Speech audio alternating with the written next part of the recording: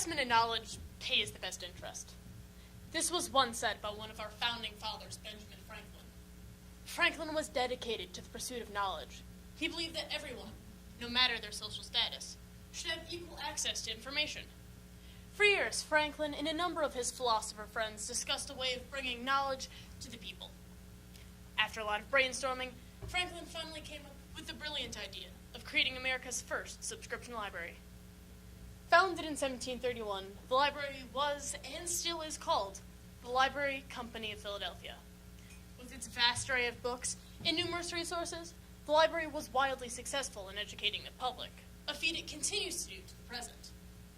Today we will delve into the fascinating history behind the Library Company of Philadelphia, starting in the nonfiction section, with its foundation in early history. Then we'll meander on over to the resource section to look at its expansion.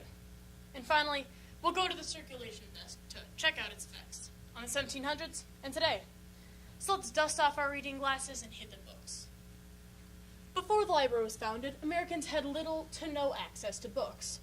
Benjamin Franklin and other members of a philosophical organization known as the Junto League had discussed the issue of knowledge in America and decided to create its first subscription library.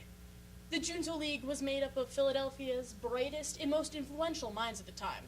It's no wonder Franklin was their ringleader. On July 1st, 1731, Franklin and his associates drew up the Articles of Agreement for the Library Company of Philadelphia.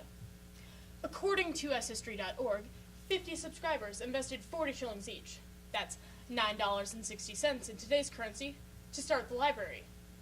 After the library had been established, the founders agreed that subscribers should contribute by paying a low fee of 10 shillings a year, or $2.50, for new books and library maintenance. Now, with the proper funding, the library had to obtain books. In 1732, the library sent its first order of books out to a company in England.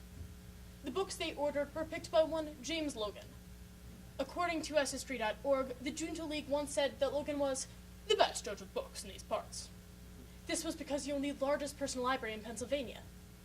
The majority of first books were religious and educational tomes, though many of the founders and subscribers donated books on philosophy, politics, and even business. Benjamin Franklin himself donated countless books, but the most famous ones were Plutarch's Morals, a collection of pieces by John Locke, and the Merchant's Map of Commerce. To run the library, the founders employed librarians. Some of the library's famous librarians were William Parsons, who served the library the longest, Louise Timothy, who was America's first ever librarian, and Benjamin Franklin himself. After the library had been established, it grew exponentially. It obtained multitudes of books, along with an impressive collection of antiques, which included coins, fossils, geological specimens, flora and fauna, as well as several scientific instruments. Soon, the library's lodgings were just too small for its sizable collections. In 1739, the library moved to the newly finished second floor of the Senate House, now known as Independence Hall. While in Independence Hall, the library served as America's first ever Library of Congress. About 30 years later, in 1770, the library's catalog had reached over 20,000 entries. The library had run out of room again, and in 1772, the search for a new venue resumed. The library settled down on the second floor of the Carpenter's Hall. However, this was not the final residence of the library. The library moved many times after that, and is now located on 1314 Locust Street. The Library Company of Philadelphia has had major effects on America, in the 1700s and today. It was America's first subscription library, and it revolutionized how we access information. For the low fee of 10 shillings, anyone could walk into the Library Company of Philadelphia and have unlimited access to its books and other resources. In fact, the idea of a subscription library was so popular that in the 1740s, other cities started following Philadelphia's lead. Soon, libraries were popping up all over the colonies. With libraries everywhere, anyone could walk into their local library and learn about philosophy or politics. Today, the Library Company of Philadelphia still serves the public. It still has all the books it ever obtained, from 1732 to the present. It serves as a resource for a variety of patrons, from high school students to senior scholars, novelists to film producers. Anyone who wants to use the resources has access to them. In 1731, Benjamin Franklin and his friends from the Junto League had an idea. That idea was to bring knowledge to the people in the form of a subscription library. It worked beautifully.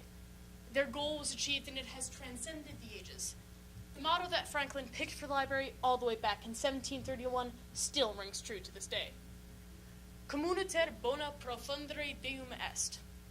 In English, to support the common good is divine.